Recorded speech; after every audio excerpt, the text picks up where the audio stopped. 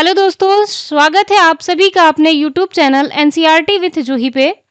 आज की क्लास में हम देखने वाले हैं आरआरबी ग्रुप डी के 10 फरवरी 2026 के फर्स्ट शिफ्ट में आए हुए विज्ञान के प्रश्नों को। ये प्रश्न आपकी आगामी परीक्षा, कोई भी रेलवे की एग्जाम हो, एसएससी एग्जाम हो, आरआरबी एनटीपीसी या आरआरबी एएलपी तथा आरआरबी ग्रुप डी के लिए बहुत ही महत्वपूर्ण है। तो वीडियो को पूरा ज़रूर देखा करें और इस तरह के वीडियो जो है कि आप प्लेलिस्ट में जाकर देखें तो वहाँ पर आपको शिफ्ट वाइज सारे पेपर आपको वहाँ से मिल जाएंगे।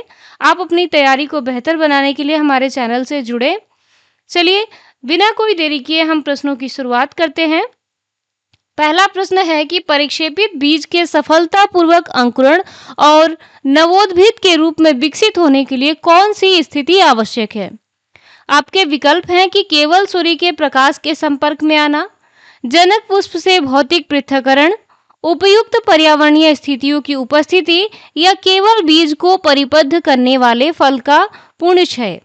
आपका सही जवाब हो जाएगा विकल्प सी, उपयुक्त पर्यावरणीय स्थितियों की उपस्थिति। ठीक है, तो आपको याद रखना है कि बीज के अंकुरण के लिए जल, वायु और उचित तापमान का होना आवश्यक होता है। बीज में उपस्थित भ्रूण उपयुक्त परिस्थितियां मिलने पर ही अंकुर बनाता है और अंकुरण के लिए ऑक्सीजन की उपलब्धता अत्यंत आवश्यक है। बीज के अंकुरण की प्रक्रिया को पर्यावरणीय कारक नियंत्रित करते हैं। तो किसी भी बीज के अंकुरण के लिए उपयुक्त परिस्थितियों में ही बीज से जो है नवोद्भिद का विकास होता है, यानी कि एक नए पौधे का जन्म होता है। ठीक है, अगले प्रश्न पे बढ़ते हैं। जब चलती कार में ब्रेक लगाए जाते हैं तो कार धीमी हो जाती है, लेकिन भीतर बैठे यात्री आगे बढ़ने लगते हैं। ऐसा इसलिए होता है क्योंकि विकल्प है कि ब्रेक यात्रियों पर आगे की ओर बल प्रयुक्त करते हैं। दूसरा विकल्प है कि यात्रियों को गुरुत्वाकर्षण द्वारा आगे की ओर खींचा जाता है और तीसरा विकल्प है यात्रियों में जड़त्व होता है और वे अपनी गतिमान अवस्था में बने रहते हैं। चौथा विकल्प है कि कार के भीतर की वायु यात्रियों को आगे की ओर धकेलती है। सही जवाब क्या हो जाएगा? आपका राइट आंसर है विकल्प सी कि यात्रियों में जड़त्व है, वे अपनी गतिमान अवस्था में बने रहते हैं। तो जड़त्व क्या है? जड़त्व वह गुण है जिसके कारण कोई वस्तु अपनी स्थिति या समान वेग से गतिमान अवस्था में बने रहना चाहती है। न्यूटन का प्रथम गति का नियम, जिसे जड़त्व का नियम कहते हैं, इसी सिद्धांत पर आधारित है कि जब कार अचानक रुकती है तो कार की गति रुक जाती है, परंतु यात्री अपनी पूर्व गति बनाए रखते हैं और यही कारण है कि ब्रेक लगाने पर यात्री आगे की ओर झुक जाते हैं। जड़त्व का उदाहरण दैनिक जीवन में बार बार देखने को मिलता है कि बस के अचानक रुकने पर आगे की ओर झटका लगना। ठीक है, इन उदाहरणों को हम अपने दैनिक जीवन में भी देख सकते हैं। अगले प्रश्न पे बढ़ें। एक प्रबल अम्ल और एक प्रबल क्षार के बीच उदासीनीकरण अभिक्रिया के दौरान निम्नलिखित में से सदैव कौन से पदार्थ बनते हैं? विकल्प है लवण और जल, लवण, जल और कार्बन डाइऑक्साइड, लवण और हाइड्रोजन गैस या केवल जल। तो आपका सही आंसर है, जब उदासीनीकरण की अभिक्रिया है तो आपका क्या बनता है? लवण और जल बनता है। ठीक है, जब एक प्रबल अम्ल प्रबल क्षार से क्रिया करता है तो क्या बनता है? लवण और जल, जिसे उदासीनीकरण अभिक्रिया कहते हैं। प्रबल अम्ल और प्रबल क्षार के बीच उदासीनीकरण अभिक्रिया में सदैव लवण और जल बनते हैं। यह अभिक्रिया एक द्विस्थापन अभिक्रिया है। उदाहरण के लिए HCl जो कि प्रबल अम्ल है, उसका जब NaOH जो कि एक प्रबल क्षार है, जब उससे क्रिया कराई जाती है तो क्या बनता है? NaCl और H2O। तो NaCl क्या है? लवण और H2O जल। तो इसमें क्या हुआ कि प्रबल अम्ल और प्रबल क्षार की क्रिया द्वारा क्या बना? लवण और जल बनने की प्रक्रिया को ही उदासीनीकरण अभिक्रिया कहते हैं। इस अभिक्रिया में कोई गैस या अवक्षेप नहीं बनता। उदासीनीकरण की अभिक्रिया का उपयोग अम्लता को दूर करने के लिए किया जाता है। अगले प्रश्न पे बढ़ते हैं। कोई कुली 25 केजी द्रव्यमान के सामान को भूमि से 2 मीटर की ऊंचाई तक उठाता है। सामान पर उसके द्वारा किया गया कार्य कितना है? और यहाँ पर जी कितना है? 10 मीटर प्रति सेकंड स्क्वायर। आपका विकल्प है 250 जूल, 500 जूल, 50 जूल या 100 जूल। तो चलिए इसको सॉल्व करते हैं। कार्य का सूत्र क्या होता है? बल गुणे विस्थापन। तो गुरुत्वीय क्षेत्र में किसी वस्तु को h ऊंचाई तक उठाने पर किया गया कार्य कितना होगा? mgh। m कितना है? 25 kg। h कितना है? 2 मीटर, क्योंकि 2 मीटर ऊंचाई तक उठाया गया है। और g कितना है? 10 मीटर प्रति सेकंड स्क्वायर। तो जब आप इसे सॉल्व करेंगे तो कार्य कितना हो जाएगा? 500 जूल। चूंकि कार्य का मात्रक क्या होता है? जूल। ठीक है। अगला प्रश्न देखें। लैंगिक जनन करने वाले प्राणियों में दो अलग-अलग व्यक्तियों के डीएनए के संयोजन का क्या लाभ है? विकल्प है कि यह जनन प्रक्रिया को तीव्र करता है। दूसरा विकल्प है कि यह विशेषीकृत जननांगों की आवश्यकता को कम करता है। तीसरा विकल्प है कि यह डीएनए प्रतिलिपियन में त्रुटियों को समाप्त करता है। और चौथा विकल्प है कि यह समष्टि के भीतर आनुवंशिक विभेद को बढ़ाता है। आपका सही जवाब हो जाएगा विकल्प डी। यह समष्टि के भीतर आनुवंशिक विभेद को बढ़ाता है।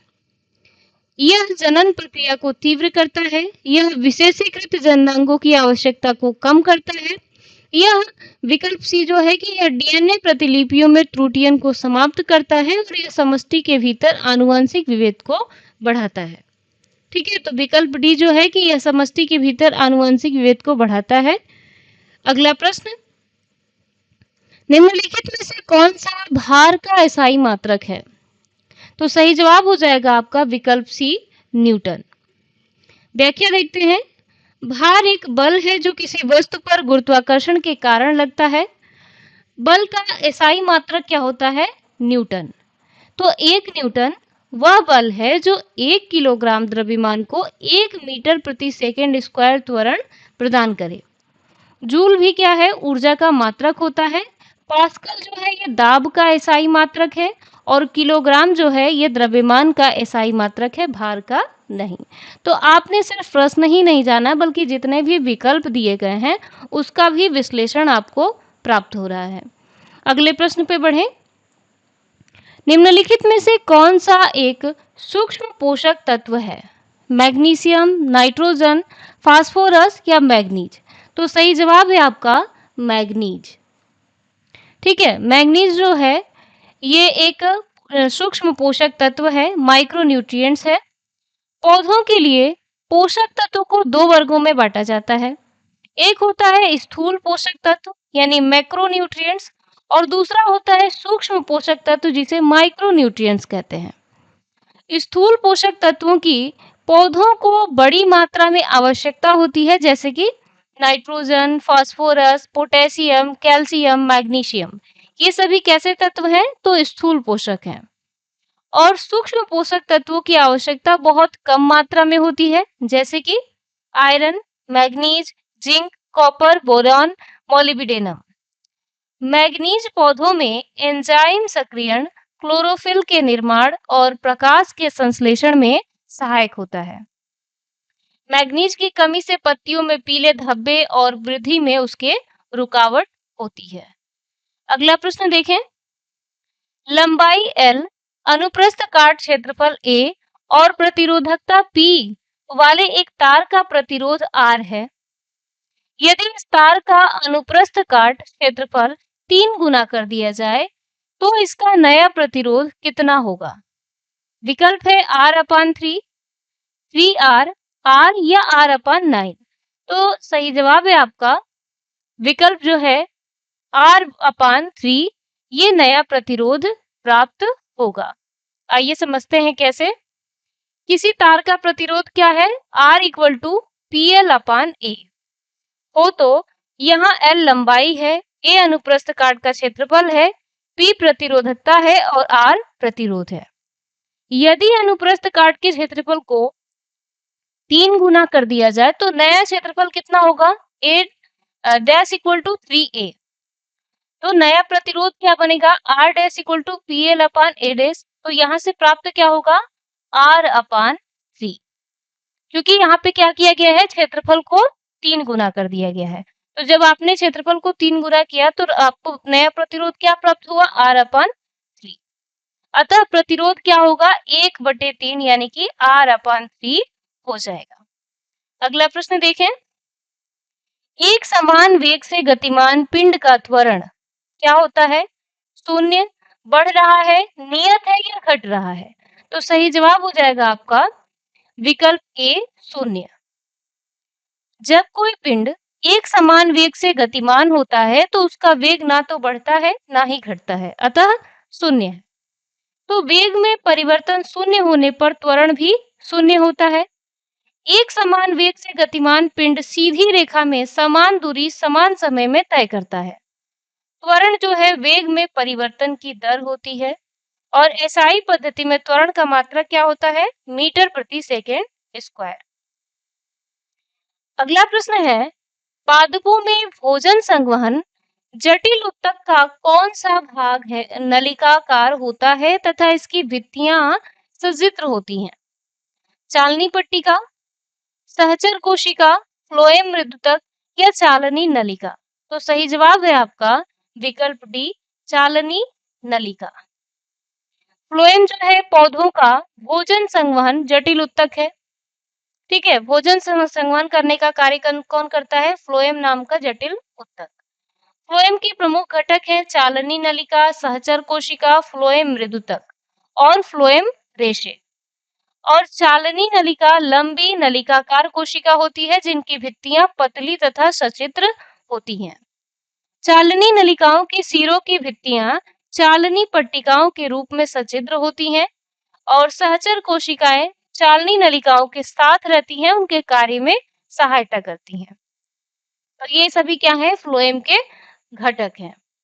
अगला प्रश्न है कि कौन सा गुण समांगी मिश्रण को विषमांगी मिश्रण से विभेदित करता है? विकल्प है एक समान संगठन, स्थिर क्वथनांक, उच्च घनत्व या रासायनिक अभिक्रिया। तो सही जवाब है आपका विकल्प ए, एक समान संगठन। समांगी मिश्रण का संगठन पूरे मिश्रण में एक समान होता है, अतः इसके घटक पृथक-पृथक दिखाई नहीं देते। और विषमांगी मिश्रण में संगठन एक समान नहीं होता, इसके घटक स्पष्ट रूप से अलग-अलग दिखाई देते हैं। तो समांगी मिश्रण का उदाहरण क्या है? नमक का जल और वायु। और विषमांगी मिश्रण में रेत और जल, तेल और जल। ये क्या है? दोनों ही घटक आप अलग-अलग देख सकते हैं। लेकिन नमक में जल में यदि नमक मिला दिया जाए तो पूरी तरह से मिक्स हो जाएगा, अतः वो समांगी मिश्रण है। ठीक है, उसको अलग-अलग नहीं देखा जा सकता। अगला प्रश्न देखते हैं। सोडियम क्लोराइड क्रिस्टल में सोडियम और क्लोराइड आयन एक संबंध ए के अनुपात में है। सोडियम क्लोराइड के सूत्र इकाई द्रव्यमान की गणना करने के लिए आप किस प्रक्रिया का उपयोग करेंगे? सोडियम के परमाणविक द्रव्यमान और क्लोरीन के परमाणविक द्रव्यमान को जोड़कर। दूसरा विकल्प है सोडियम के परमाणविक द्रव्यमान को क्लोरीन के परमाणविक द्रव्यमान से विभाजित करके या फिर उसको घटाकर या फिर गुणा करके। तो आपका सही जवाब हो जाएगा विकल्प ए, सोडियम के परमाणविक द्रव्यमान और क्लोरीन के परमाणविक द्रव्यमान को जोड़कर।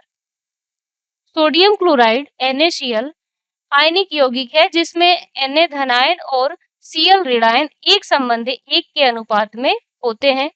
सूत्र इकाई है Na धनायन प्लस Cl ऋणायन। सूत्र इकाई द्रव्यमान निकालने के लिए सभी परमाणुओं या आयनों के परमाणुक द्रव्यमान को जोड़ते हैं। NaCl का सूत्र इकाई द्रव्यमान कितना होता है? 23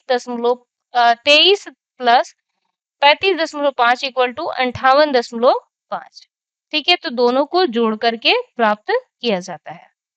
अगला प्रश्न देखें। नियत प्रतिरोध वाले एक प्रतिरोधक के लिए उत्पन्न ऊष्मा का परिमाण निम्नलिखित में से किसके अनुक्रमानुपाती होता है? विकल्प है प्रतिरोधक के माध्यम से प्रवाहित धारा के वर्ग। दूसरा विकल्प है प्रतिरोधक के माध्यम से प्रवाहित धारा। तीसरा विकल्प है पदार्थ का घनत्व या चौथा विकल्प है कि प्रतिरोधक की लंबाई। तो आपका सही जवाब हो जाएगा विकल्प ए, प्रतिरोधक के माध्यम से प्रवाहित धारा के वर्ग। जूल का नियम क्या है? H equal to I square R T, जहाँ H क्या है? उत्पन्न ऊष्मा, I धारा, R प्रतिरोध, T समय। तो नियत प्रतिरोध R और समय T के लिए H अनुक्रमानुपाते I स्क्वायर, अर्थात प्रतिरोध जो है में उत्पन्न ऊष्मा धारा I के वर्ग के अनुक्रमानुपाती होती है। यह जूल ताप का सिद्धांत है जो विद्युत ऊर्जा के ऊष्मा में परिवर्तन को दर्शाता है। अगला प्रश्न देखें। जलीय विलयन में क्षार के बारे में निम्नलिखित में से कौन सा कथन सत्य है? इनका स्वाद खट्टा होता है, ये जल में OH आयन उत्पन्न करते हैं, ये धातुओं के साथ अभिक्रिया करके हाइड्रोजन गैस उत्पन्न करते हैं, ये नीले लिटमस को लाल कर देते हैं। तो कौन सा कथन इसमें से सत्य है? तो सही जवाब है आपका विकल्प बी कि ये जल में OH ऋणायन उत्पन्न करते हैं। क्षार जो है वे रासायनिक पदार्थ होते हैं जो जल में घुलकर OH ऋणायन प्रदान करते हैं। सभी क्षार कड़वे स्वाद के होते हैं और स्पर्श में चिकने होते हैं। क्षार नीले लिटमस पे कोई परिवर्तन नहीं करते, जबकि लाल लिटमस को नीला कर देते हैं। और सभी घुलनशील क्षार जैसे NaOH या KOH ये प्रबल विद्युत चालक होते हैं क्योंकि ये जल में आयनों में विघटित हो जाते हैं। जलीय विलयन में क्षार की उपस्थिति फिनोल्फ्थेलिन सूचक को गुलाबी रंग में परिवर्तित कर देती है। ठीक है, अगला प्रश्न। किस प्रकार की रक्तवाहिका की भित्तियां मोटी और लचीली होती हैं ताकि वह उच्च दाब को सहन कर सके? विकल्प है कोशिका, धमनी, सिरिका या फिर शिरा। तो सही जवाब है आपका विकल्प बी, धमनी। धमनी क्या है? वह रक्तवाहिका है जो हृदय से रक्त को शरीर के विभिन्न भाग तक ले जाती है। इसकी भित्तियां मोटी, पेशीय तथा लचीली होती हैं ताकि वे उच्च दाब को सहन कर सके। धमनियों में युग्म नहीं होते हैं। धमनी में रक्त सामान्यतः ऑक्सीजन युक्त होता है। अपवाद फुफ्फुसीय धमनी है जिसमें ऑक्सीजन रहित रक्त होता है। एक अपवाद में है कौन? फुफ्फुस धमनी। धमनियों की संरचना में 3 परत होती है, बाह्य परत, मध्य परत तथा भीतरी परत। अगला प्रश्न। निम्नलिखित में से कौन सा बहुकोशिकीय जीव अलैंगिक जनन की एक सामान्य विधि के रूप में खंडन को दर्शाता है? संतरा, स्पाइरोगाइरा, ब्रायोफिलम या चमेली? सही जवाब है आपका विकल्प बी, स्पाइरोगाइरा। यह एक हरी शैवाल होती है जिसमें मीठे पानी में पाई जाती है। स्पाइरोगाइरा एक हरी शैवाल है जो मीठे पानी में पाई जाती है। इसमें अलैंगिक जनन की एक सामान्य विधि खंडन है, फ्रेगमेंटेशन। ठीक है, इस प्रक्रिया में स्पाइरोगाइरा का तंतु खंडन की प्रक्रिया में स्पाइरोगाइरा का तंतु छोटे-छोटे टुकड़ों में टूट जाता है और प्रत्येक टुकड़ा अनुकूल परिस्थिति में नया जो कि व्यष्टि बनाता है। स्पाइरोगाइरा में जनन केवल अलैंगिक होता है, लैंगिक नहीं। खंडन प्राकृतिक परिस्थितियों जैसे जलधारा, लहरों या टूट-फूट के कारण स्वतः ही होता है। अगला प्रश्न है कि किसी धातु को निष्कासित करने के बाद उसे परिष्कृत करने का मुख्य उद्देश्य क्या है? सही विकल्प है कि धातु को मिश्र धातु में परिवर्तित करना, या निष्कासित धातु से अशुद्धियां दूर करना, धातु के गलनांक को बढ़ाना, या धातु की अभिक्रियाशीलता को कम करना। सही जवाब है निष्कासित धातु से अशुद्धियां दूर करना। धातु को अयस्क से निष्कासित करने पर उसमें कुछ अशुद्धियां अभी भी रह जाती हैं। इन अशुद्धियों को दूर करने की प्रक्रिया को परिष्करण या रिफाइनिंग कहते हैं। इसका मुख्य उद्देश्य है निष्कासित धातु को शुद्ध एवं उपयोगी बनाना और शुद्ध धातु की गुणवत्ता, चालकता, तन्यता एवं मृदुता बढ़ जाती है। परिष्करण के लिए विभिन्न विधियां जैसे विद्युत अपघटन विधि, क्षोभन विधि, जौन परिष्करण विधि आदि का उपयोग किया जाता है। अगला प्रश्न है मेगाफोन, हॉर्न और स्टेथोस्कोप वे उपकरण हैं जिनका उपयोग किसके लिए किया जाता है?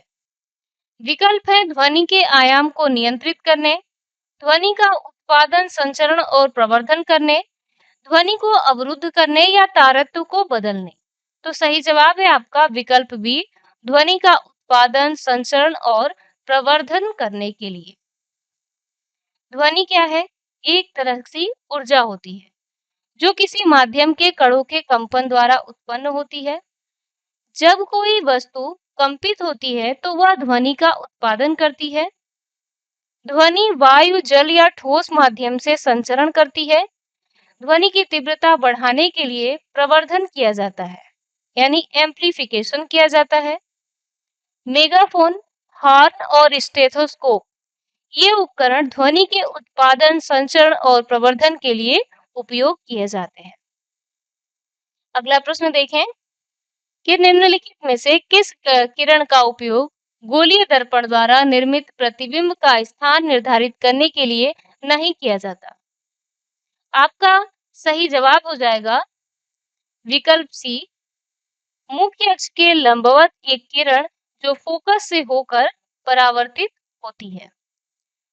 गोलीय दर्पण द्वारा बने प्रतिबिंब का स्थान जानने के लिए कुछ विशेष किरणों का उपयोग किया जाता है।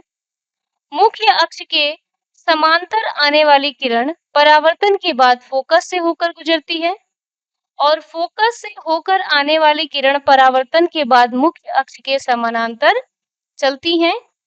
वक्रता केंद्र से होकर आने वाली किरण परावर्तन के बाद उसी पथ के अनुदिश वापस जाती है।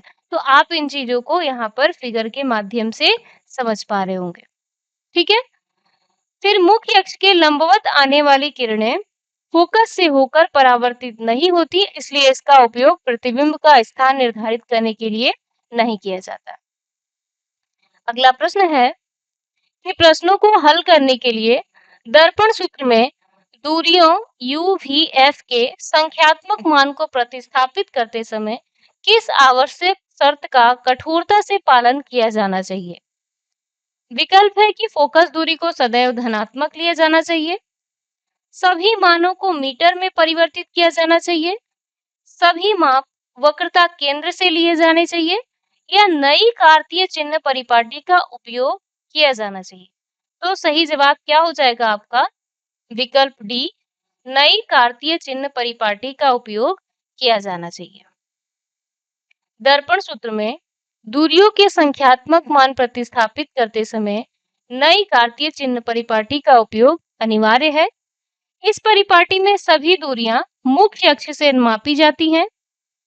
दर्पण के सामने की ओर दूरियां ऋणात्मक और दर्पण के पीछे की ओर की दूरियां धनात्मक ली जाती हैं। फोकस दूरी अवतल दर्पण के लिए ऋणात्मक तथा उत्तल दर्पण के लिए धनात्मक होता है। अगला प्रश्न है, उच्च ऊर्जा आवश्यकताओं और नियत शरीर तापमान वाले जंतुओं जैसे कि पक्षियों और स्तनधारियों में डैश कोष्ठीय हृदय होता है। कितना होता है? 1, 3, 2 या 4? तो सही जवाब है आपका 4। पक्षी, स्तनधारी, मनुष्य का हृदय जो है 4 कोष्ठों वाला होता है। 4 कोष्ठ कौन कौन से? दायां अलिंद और दायां निलय, बायां अलिंद, बायां निलय।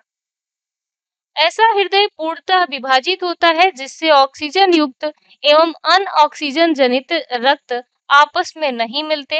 यह व्यवस्था उच्च ऊर्जा आवश्यकताओं और नियत शरीर तापमान बनाए रखने में सहायक होती है। यह 4 कोष्ठीय हृदय पशु जगत में केवल पक्षियों और स्तनधारियों में पाया जाता है। अगला प्रश्न है कि सार्वत्रिक गुरुत्वीय स्थिरांक G का SI मात्रक क्या होता है? विकल्प है न्यूटन प्रति meter square, newton meter square प्रति किलोग्राम स्क्वायर, किलोग्राम प्रति मीटर क्यूब या newton kilogram square upon meter square. तो आपका सही जवाब है विकल्प बी, न्यूटन मीटर स्क्वायर प्रति किलोग्राम स्क्वायर। सार्वत्रिक गुरुत्वाकर्षण नियम के अनुसार दो द्रव्यमानों के बीच लगने वाला बल F equal to capital G m1 m2 upon r square होता है। कैपिटल जी जो है सार्वत्रिक गुरुत्वाकर्षण स्थिरांक है और यह सभी द्रव्यमान के लिए नियत रहता है। कैपिटल जी का मान मात्रक पर निर्भर नहीं करता। इसका मान जो है 6.67 × 10⁻⁻11 न्यूटन मीटर स्क्वायर प्रति किलोग्राम स्क्वायर होता है और यह स्थिरांक भौतिकी में गुरुत्वाकर्षण से संबंधित सभी गणनाओं में उपयोग किया जाता है। अगला प्रश्न देखें। प्रोटॉन के संदर्भ में निम्नलिखित में से कौन सा कथन सही है?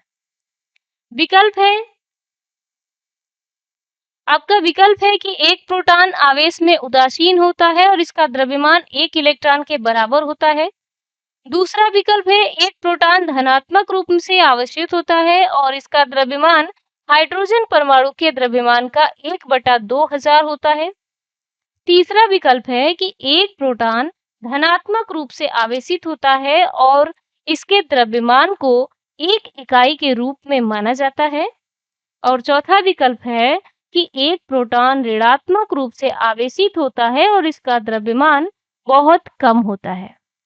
तो आपका सही जवाब हो जाएगा विकल्प सी, एक प्रोटॉन धनात्मक रूप से आवेशित होता है और इसके द्रव्यमान को 1 इकाई के रूप में माना जाता है। प्रोटॉन कहाँ होते हैं? परमाणु के नाभिक में। और प्रोटॉन धनात्मक रूप से आवेशित होते हैं। इसका आवेश कितना होता है? 1.602 × 10⁻−19 कूलम। प्रोटॉन का द्रव्यमान कितना होता है? 1.67 × 10⁻27 किलोग्राम। इसका सापेक्ष द्रव्यमान 1 माना जाता है। प्रोटॉन कैसा कण होता है? तो एक धनात्मक आवेशित कण है। अगला प्रश्न, निम्नलिखित में से कौन सा अणु ओजोन के निर्माण के लिए उच्च ऊर्जा पराबैंगनी द्वारा विभक्त होता है? लोहा, जिंक, सोडियम या ऑक्सीजन? सही जवाब है आपका विकल्प डी, ऑक्सीजन। ओजोन जिसका रासायनिक सूत्र होता है O3, इसका निर्माण ऑक्सीजन के अणुओं के उच्च ऊर्जा पराबैंगनी किरणों द्वारा विभाजन से होता है। पराबैंगनी किरणें O2 अणु को विभाजित कर ऑक्सीजन परमाणु बनाती हैं। यह ऑक्सीजन परमाणु अन्य O2 अणु से यानी ऑक्सीजन के अणु से अभिक्रिया करके ओजोन O3 अणु बनाते हैं। ओजोन परत सूर्य की हानिकारक पराबैंगनी किरणों को पृथ्वी तक पहुंचने से रोकती है और यह वायुमंडल में लगभग 15 से 35 किलोमीटर की ऊंचाई पर पाई जाती है। तो आपके यहाँ पे कुल क्वेश्चन जो है कि कंप्लीट होते हैं। उम्मीद है आपको वीडियो अच्छा लगा होगा, वीडियो आपके लिए बहुत ही हेल्पफुल होगा। तो इस तरह के वीडियोस को देखने के लिए आप हमारे चैनल को सब्सक्राइब ज़रूर कर लें और अपने दोस्तों के साथ अपने व्हाट्सएप ग्रुप में इस वीडियो को ज़्यादा से ज़्यादा शेयर करें ताकि इसका लाभ और भी लोगों को मिल सके। तो चलिए मिलते हैं अगले वीडियो में एक नए टॉपिक के साथ। धन्यवाद।